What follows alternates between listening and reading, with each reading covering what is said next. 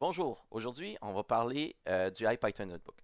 Euh, pour faire ça, qu'est-ce qu'on va faire? C'est qu'on va créer une réponse à un de mes cas préférés de XKCD.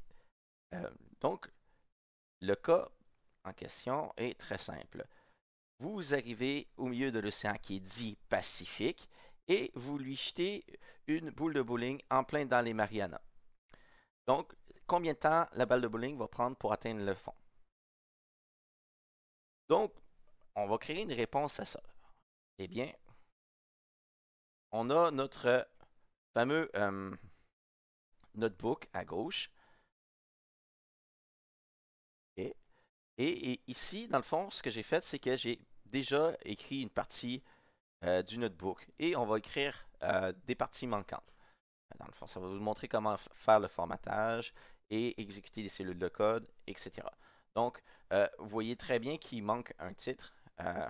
Donc, notre blog, on va le nommer. On va le nommer XKCD Buster.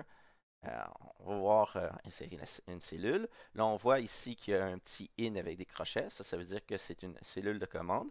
Mais on veut mettre un titre.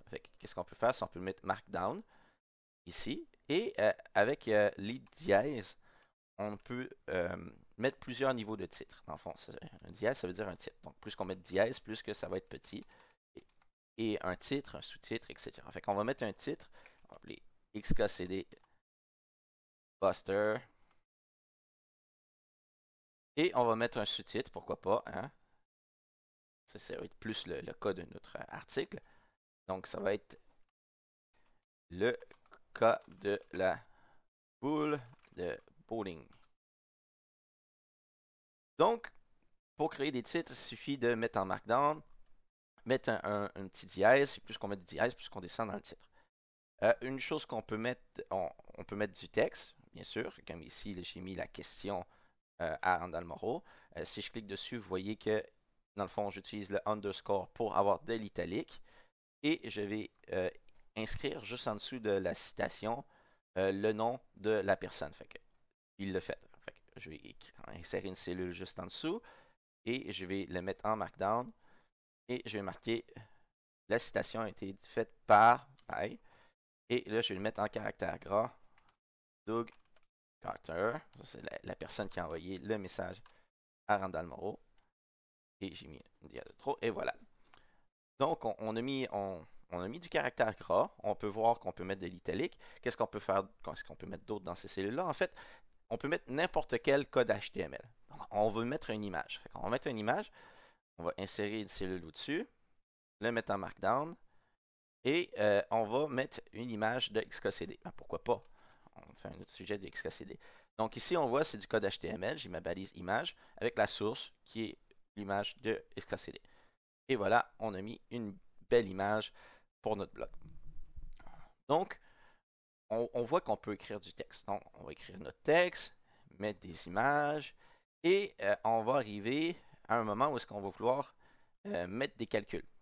Calculs, on a deux types de calculs. On a des calculs sur une ligne et on a des calculs indépendamment.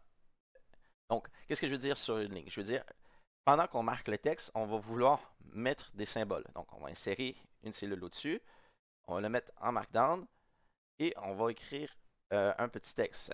Donc, nous savons que la densité de l'eau, donc on va mettre un symbole pour la densité de l'eau, on va utiliser ρ, ρ water. Si vous ne connaissez pas ces caractères-là, inquiétez-vous pas, c'est du LaTeX. Euh, c'est très facile à apprendre et aussi c'est pas super important. Donc, vous pouvez écrire du LaTeX entre les dollars. Ça veut dire en ligne, sur une ligne. Donc, et de, on peut mettre nos chiffres au complet, comme ça fait un beau format, kilogramme par mètre cube. Voilà, on écrit notre phrase sur la densité de l'eau. Et donc, quand vous mettez 2 dollars, ce que ça va faire, c'est que ça va centrer l'équation, puis ça va être une équation indépendante. Donc, elle-même. Vous pouvez en mettre plusieurs par case, mais d'habitude, c'est recommandé d'en mettre une par case. Donc, on peut ensuite exécuter notre code. Donc là, ici, on voit que je veux trouver le rayon de l'eau qui est utilisé pour connaître la taille de la boule de bowling qu'on va jeter dans l'océan. Donc, j'ai l'équation juste au-dessus, et vu que c'est juste une équation toute bête, ben, je fais juste l'écrire et je vais l'exécuter. Bon, on voit ici, j'ai ma réponse. Bon, on continue. Bon, après ça, on voit, j'ai à peu près toutes les variables pour résoudre le problème. On va les écrire et on va exécuter la cellule de code. Donc, quand c'est des cellules avec le in, ben, c'est des cellules de code normales. Si, il n'y a pas de, s'il n'y a pas de variable et d'égalité et il renvoie une information, cette information-là va être renvoyée en dessous de la case. Pour la dernière ligne seulement. Donc, si vous mettez d'autres lignes, ça ne marchera pas. Comme vous voyez, on ne voit pas le 10. Et si je mets le 10 en dessous, on ne verra plus mon calcul, le résultat de mon calcul. Bon.